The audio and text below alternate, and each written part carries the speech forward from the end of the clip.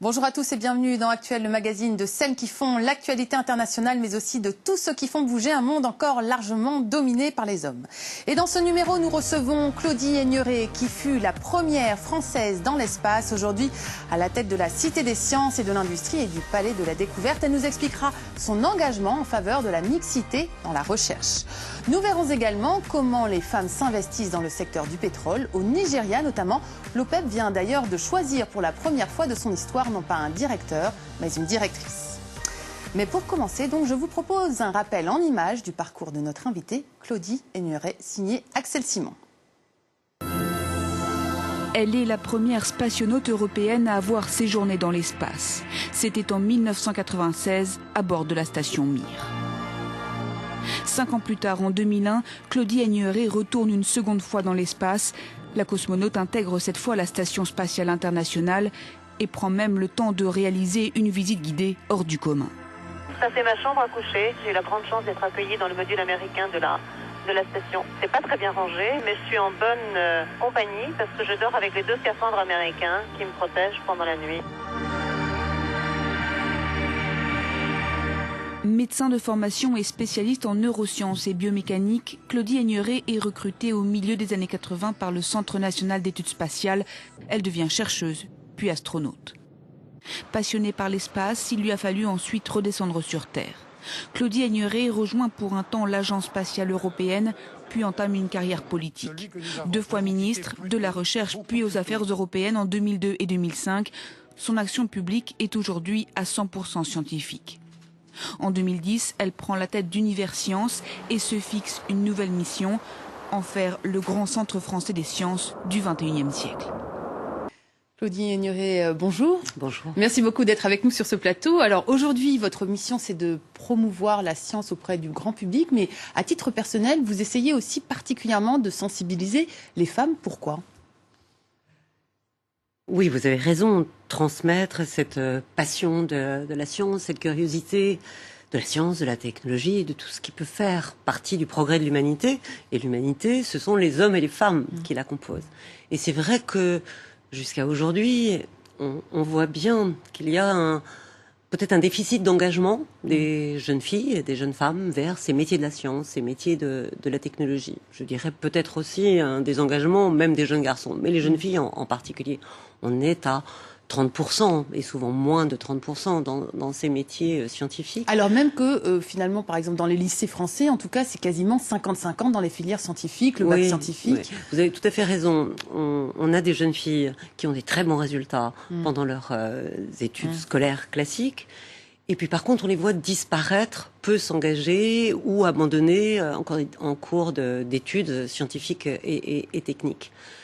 Alors il y a plein de raisons. Il y a sûrement une raison qui est la confiance en soi que peuvent ne pas avoir assez les jeunes filles par rapport aux jeunes garçons, confiance dans leurs capacités, et puis tout un tas de stéréotypes véhiculés, construits. Que les femmes sont plus littéraires, les hommes voient mieux dans l'espace, ce genre de choses par exemple. Oui, dans les magazines, toutes les sources d'information, on a encore, même aujourd'hui, même si nous sommes tous des volontaristes pour essayer d'éviter de véhiculer de tels stéréotypes, ils sont tout de même présents. Ils sont même présents au sein des expositions.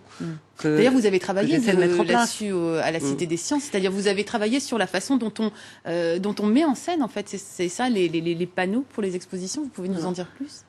Une exposition pour présenter un sujet scientifique, ça se travaille avec un comité scientifique, ensuite des scénographes, des muséologues qui font des propositions. J'ai voulu faire étude de genre, regarder du côté du genre ces expositions qu'on proposait. Assez confiante, puisque je suis présidente d'un établissement avec un comité directeur très féminin, eh bien si on laisse passer des choses qui sont inadmissibles, sur lesquelles on doit être vigilant. Par exemple, la voix qui prononce les mots savants, les explications, le partage de ces éléments scientifiques sont des voix masculines.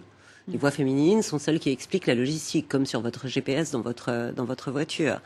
Les hommes sont toujours précisés dans leur identité, leur nom, leur appartenance, leur métier. Les femmes sont anonymes et poussant une poussette en général.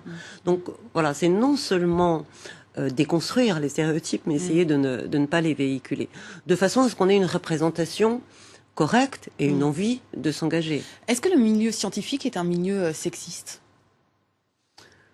Je pense qu'il n'est pas plus que l'ensemble de la société. Il y a ce problème de l'engagement dont on parle, et puis ensuite il y a le problème on construit sa carrière, et puis à un moment de sa carrière, on arrive à passer au-delà de ce fameux plafond de verre qu'il faut faire entrer dans des comités qui permettent de prendre des décisions plus stratégiques.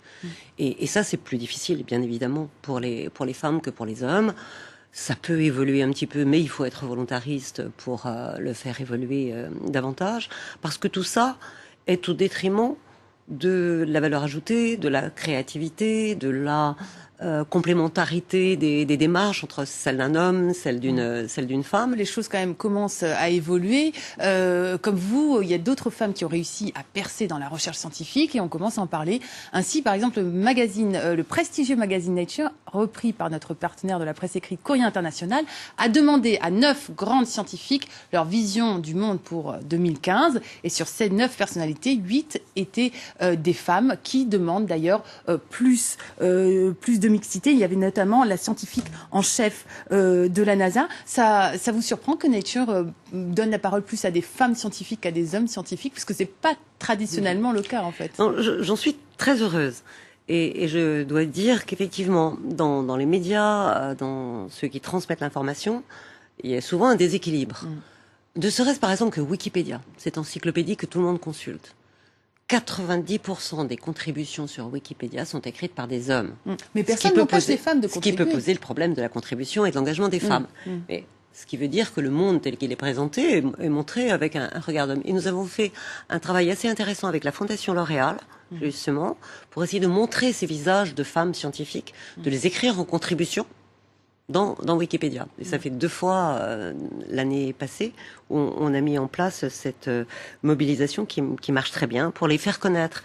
Vous avez cité des femmes américaines, je suis heureuse qu'elles prennent la parole dans Nature. Je voudrais citer pour la première fois la directrice générale du CERN, Fabiola Giannetti, qui vient d'être nommée une femme pour la première fois, la première médaille Fields.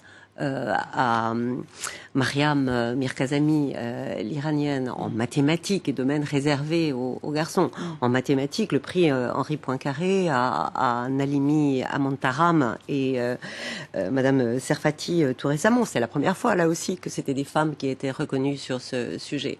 Donc, effectivement, les mettre en valeur et puis leur donner la possibilité d'être des rôles modèles aussi, de venir à la rencontre de ces jeunes filles qui n'ont pas confiance, qui ne connaissent pas les métiers. Qui n'ont pas confiance. Une dernière question, quel est le conseil que vous donneriez à des jeunes femmes qui veulent s'engager dans des carrières, a priori, justement, scientifiques ou mathématiques ? Moi, je dis, d'une part, les portes sont ouvertes. Ne vous mettez pas vous-même des barrières. Ayez confiance, ayez de l'audace, essayez.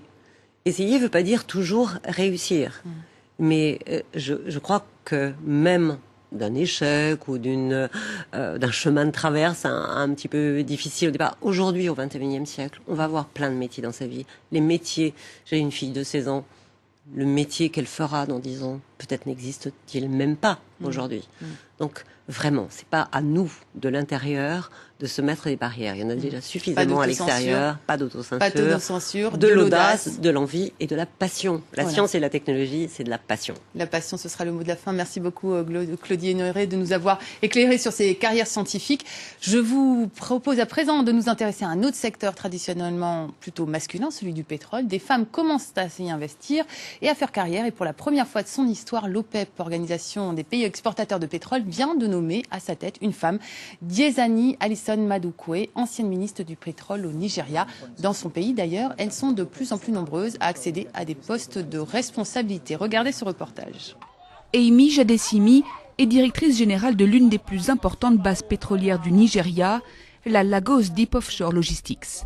Dans un pays et une industrie peu habitués à voir des femmes parvenir aux plus hautes fonctions.